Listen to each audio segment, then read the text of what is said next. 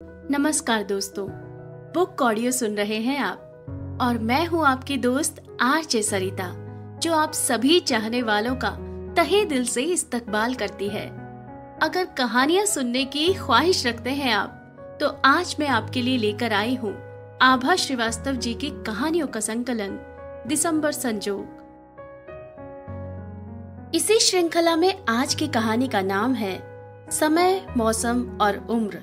तो बने रहिए मेरे साथ और सुनते रहिए बुक ऑडियो। अच्युत मामा मेरी दूसरी नानी के तीसरे बेटे थे। नाना जी ने 2 शादियां करी थी। बड़ी नानी अब इस दुनिया में नहीं थी। अच्युत मामा मेरे मामा कम, बड़े भाई अधिक थे। जब वे वन विभाग में अधिकारी हुए तो सबसे अधिक खुशी मुझे ही हुई थी। हाँ, तो अच्युत मामा के लिए रिश्तों की बहार सी आ गई थी उन दिनों, लेकिन बड़े नखरे थे मामा के विवाह के लिए। चूंकि छोटी नानी की पहलौठी की 2 संतानें पैदा होकर चल बसी थी और अच्युत मामा बड़ी मान मनौतियों के बाद पैदा हुए थे, साथ ही फूल पान की तरह पाले भी गए थे। सो घर वालों ने उनके नखरे भी सिर आंखों पर लिए। कितनी ही लड़कियां देखी गई उनके ब्याह के लिए, देख देख कर छोड़ी गई। किसी का रंग दबा तो किसी की हाइट कम, कोई मोटी है तो किसी की आंखें छोटी है। दर्जनों रिश्ते छोड़े गए, लेकिन मामा का ब्याह कहीं तय नहीं हो पाया। माँ और नानी को कई बार कहते सुना कि अच्युत को तो कोई हूर की परी ही चाहिए। हाँ, मेरे अच्युत मामा थे ही ऐसे कि उनके साथ कोई ऐसी वैसी लड़की जचती ही नहीं। गोरे, उजले, स्वस्थ, सुदर्शन, आकर्षक और हंसमुख, कितने विशेषण दूं मैं उनके लिए। मामी के लिए मेरा चाव भी काफी था, लेकिन हुआ कुछ ऐसा कि एक दिन अच्युत मामा और उनके घनिष्ठ मित्र यश जब स्विमिंग पूल में तैरने गए तो पता नहीं कैसे यश गहराई में डूबता चला गया। मामा तो तैरकर बाहर निकल आए, लेकिन यश की दम घुटने से मृत्यु हो गई। यश अपने परिवार का अकेला लड़का था। अच्युत मामा जब उनके वृद्ध माता पिता को दिलासा देने पहुँचे तो नाना भी साथ थे। कहीं न कहीं अच्युत मामा स्वयं को उनका अपराधी मान रहे थे। इसीलिए जब बिलखते हुए उनकी माँ ने नाना से कहा, भाई साहब, मेरी बेटी विवाह योग्य है। अगर अच्युत से उसकी शादी हो जाती है तो मैं समझूंगी कि मेरा यश वापस लौट आया है। और इस तरह अच्युत मामा का ब्याह उस अनदेखी अनजानी लड़की से चटपट ही हो गया था। भावनाओं का ज्वार इतना अधिक था कि एक बार मिलने या तस्वीर देख लेने की औपचारिकता भी नहीं बरती गई। हफ्ते भर के अंदर ही उषा मामी ब्याह कर अच्युत मामा के घर चली आई। उस दिन नाना ने अपने घर को रोशनियों से सजाया था। माँ ने उषा मामी की मुंह दिखाई सोने की गिन्नी से करी थी, लेकिन उन्हें उषा मामी बिल्कुल पसंद नहीं आई थी। रसोई में जाकर नानी से बोली थी कि ऐसी जगह ब्याह दिया अच्युत को पिताजी ने, बला डाल दी गले में। लेकिन जब उषा मामी ने ढोलक की थाप पर बोले रे पपीहरा गाया तो सभी मंत्रमुग्ध रह गए। मानना पड़ा कि कोयल काली ही होती है। फिर अगली सुबह ऊपर वाले जीने से अच्युत मामा धड़-धड़ करते नीचे उतरे और बरामदे का दरवाजा भड़ाक से बंद करते हुए बाहर चले गए। मुझे आज भी उनका वो तमतमाया चेहरा याद है और नानी का कांपता स्वर, अच्युत को पसंद ना आए दुल्हन। तभी छमछम करती उषा मामी ऊपर से नीचे उतरी। आज उन्होंने चेहरे से पूरा घूंघट हटा रखा था। गहरा सांवला रंग, कुछ कुछ फैली सी नाक और छोटा कद। आंखें जरूर शरबती थी, लेकिन उन आंखों में डूबने की फुर्सत कहाँ थी अच्युत मामा को। उन्होंने तो पहली दृष्टि में ही नापास कर दिया था उषा मामी को। सच, मुझे भी बहुत निराशा हुई थी उन्हें देखकर।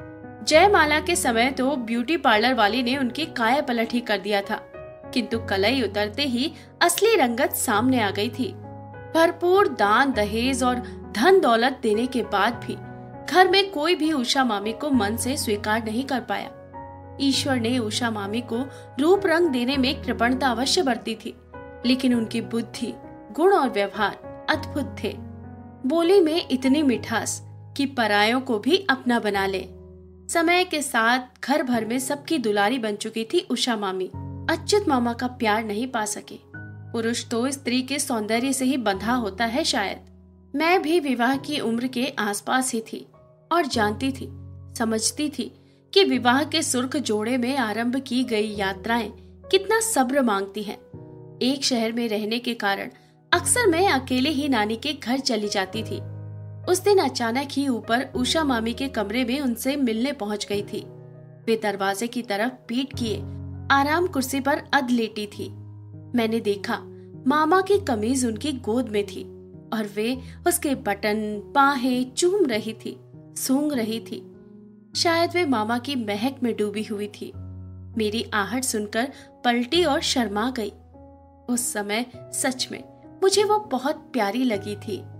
ये क्या मामी, दिन में भी मामा को याद करती रहती हो? मैंने उन्हें छेड़ा तो उनकी आंखें छलक उठी। उनके आंसुओं की उस तरलता में एक परछाई थी जिसे मैंने न जाने कितनी बार देखा था। वे उठकर खिड़की के बाहर के आसमान में न जाने क्या ढूंढ रही थी, शायद अपने टूटे हुए सपनों की किरचें। उनके मन में अत्यधिक दुख था जो उस दिन उन्होंने मुझसे टुकड़ा टुकड़ा बांट लिया था। उनके ब्याह को 4 बरस होने को आए थे और उनकी गोद अभी तक सूनी थी। सर्दी की उस पूरी दोपहर मैं उषा मामी के साथ रही। बहुत से दुख निशब्द समझे जाते हैं। विवाह की पहली रात से ही अच्युत मामा ने उषा मामी से दूरी बरत ली थी। पहली ही रात वे उषा मामी का घूंघट उठाने के बाद अपना तकिया उठाकर दूसरे कमरे में सोने चले गए थे। धीरे धीरे वे बाहर वाले कमरे में ही सोने लगे, लेकिन मामा की उपेक्षा के बाद भी उषा मामी टूटी नहीं। अपने लिए एक जमीन, एक आकाश ढूंढ लिया था उन्होंने जो उनका अपना था। डिग्री थी उनके पास, राजकीय कन्या विद्यालय में संगीत शिक्षिका हो गई थी। समय के साथ नानी पोते पोते के लिए अकुला उठी थी। एक ही लड़का, वो भी निर्बंसिया। हे भगवान, ये कहाँ का न्याय है? लेकिन भगवान है ही कहाँ जो हम उनसे सवाल करें। उसे तो हम बेकार में यश अपयश देते रहते हैं। फिर मामा की वंश बेल बढ़ती भी तो कैसे? जब पुरुष स्त्री का संग साथ होगा तभी ना वंश बेल बढ़ेगी। जब मन ही पूरा नहीं बन पाता तो पौध कहाँ से बनेगी? ये कौन समझाए घर वालों को? नानी के तानों से मामी का कलेजा छलनी होता जा रहा था। धीरे धीरे वो ढीठ होती जा रही थी। 4 बरसों में 8 बार भी मायके नहीं गई। मैं सोचती कि क्या अच्युत मामा और उषा मामी के बीच कोई भी ऐसा तंतु नहीं होगा जो उन्हें परस्पर जोड़ देता, लेकिन ऐसा कुछ भी नहीं बच सका था। फिर एक दिन पता नहीं क्या हुआ कि उषा मामी सच में मायके चली गई, हमेशा के लिए। फिर कभी वापस नहीं आई। सुना था नानी ने चिड़चिड़ाहट में उन्हें बंजर बांझ कहकर दुत्कार दिया था। शायद एक आध हाथ भी उठा दिया था उन पर। दुखी मन लिए बिना कुछ कहे सुने उषा मामी चली गई। किसी ने उन्हें रोका भी नहीं। समय गुजरता गया। माँ से सुनती रहती थी कि अच्युत मामा के लक्षण ठीक नहीं हैं। मामी के चले जाने के बाद वे भटकते रहे, इस औरत से उस औरत तक। उनकी उम्र बढ़ती जा रही थी। समय, मौसम और उम्र कहाँ रुकते हैं किसी के लिए? फिसल जाते हैं बंद मुट्ठी में से रेत की तरह। अच्युत मामा अपनी उम्र को मन से स्वीकार नहीं कर पा रहे थे। मन और उम्र की एक संगता साथ बनी रहनी चाहिए। यदि किसी बिंदु पर मन और उम्र की एक संगता छूट जाए, उम्र आगे निकल जाए और मन वहीं ठहरा रह जाए, तो एक अजीब सी त्रासदी झेलनी पड़ जाती है। अच्युत मामा दूसरा ब्याह करना चाहते थे, लेकिन कैसे करते? मामी ने तलाक के कागजों पर हस्ताक्षर करने से मना कर दिया था। उम्र के निशान अच्युत मामा के चेहरे और शरीर पर दिखने लगे थे। गिरते बाल और बढ़ता मोटापा। वे कैसे न कैसे अपने यौवन को मुट्ठी में कर लेना चाहते थे, लेकिन वे ययाति तो थे नहीं कि कोई पुरु अपना यौवन उनको दान में दे देता। फिर एक दिन सरकारी दौरे से लौटे मामा अकेले नहीं थे। एक 17-18 बरस की कमसिन लड़की उनके साथ थी। नाना नानी, माँ और मैं, सबके साथ पूरा परिवार स्तब्ध, हतप्रभ, आश्चर्यचकित था।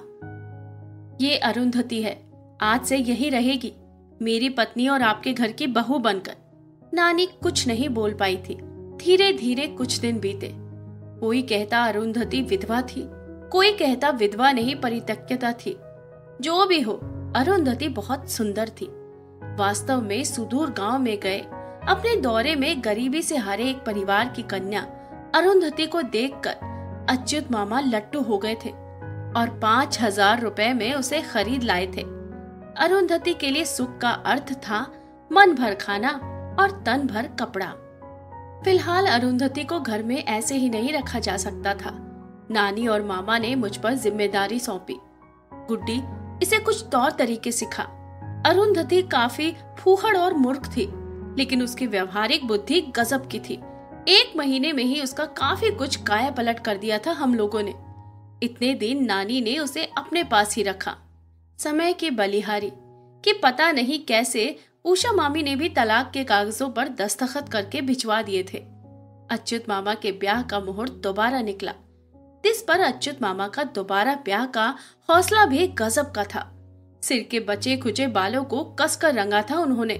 महंगी शेरवानी, जूतियां, कलगीदार मोर, सब कुछ A1। अरुंधति भी हाथों में मेहंदी, पैरों में महावर, भर भर हाथ चूड़ियां और बारीक काम का लहंगा चुनरी पहनकर जब तैयार हुई तो उसके माथे की लाल बिंदियां जैसे लपटे मार रही थी। इस बार ब्याह में कोई धूमधाम नहीं थी। घर के आंगन में ही फेरे पड़ गए। फेरों के बाद मामा ने नई मामी के साथ नाना नानी के पैर छुए। झुककर जैसे ही उठे, सामने बरामदे का बड़ा सा आदमकद आईना खिलखिला उठा। उसमें अच्युत मामा और अरुंधति का प्रतिबिंब साफ साफ झलक गया। कच्ची कली सी अरुंधति जो अपनी पूरी सुंदरता के साथ बेहद मासूम लग रही थी। दूसरी तरफ तेजी से बुढ़ाते अच्युत मामा जो उम्र में अरुंधति से लगभग दुगुने थे। अनियमित दिनचर्या और ऊटपटांग आदतों के कारण वे अरुंधति के साथ कितने बेमेल लग रहे थे। अनगिनत बार फेशियल और हेयर कलरिंग के बाद भी उनके चेहरे की झुर्रियां स्पष्ट झलक रही थी।